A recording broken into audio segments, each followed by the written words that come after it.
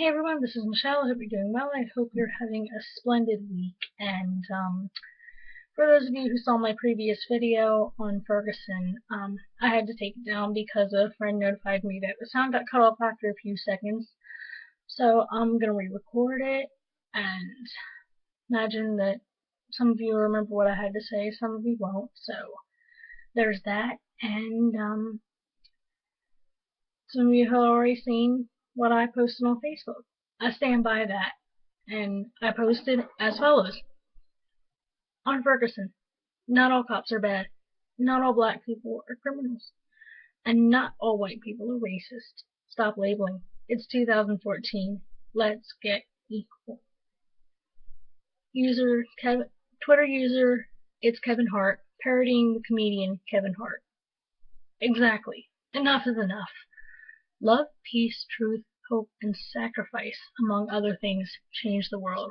The violence Jesus allowed to happen to him, as he was, is, and always will be God, might very well not have happened in the first place if he hadn't allowed it to show his love for us.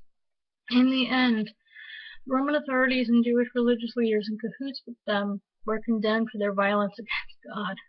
God, of course, was praised and exalted for doing what he promised, by which many, especially believers, are astonished even today. God sacrificed his life from love, not hate and arrogance. He was never violent, except in turning tables in the temple. Even then he didn't hit the Pharisees, but rather stopped them from using his house as a market.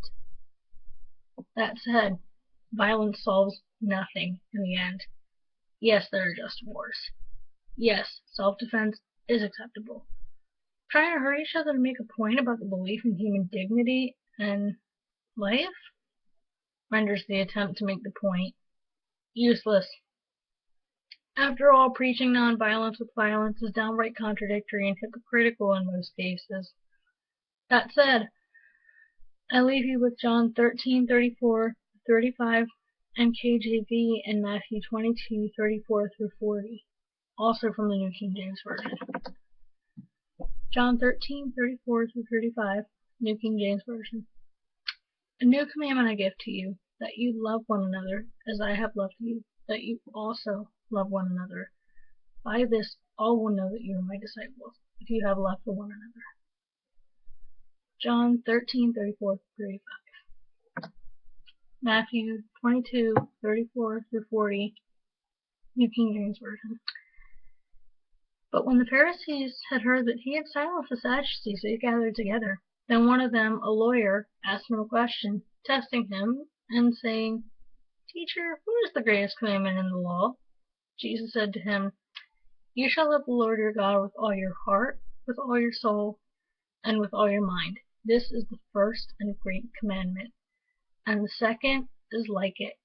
You shall love your neighbor as yourself. On these two commandments hang all the law and the prophets. Love God, love your neighbor. That's it. That's all it takes to change the world. I promise you that though it's not easy, doing so will be worth everything you will do, experience, and more. God bless, and have a blessed Thanksgiving.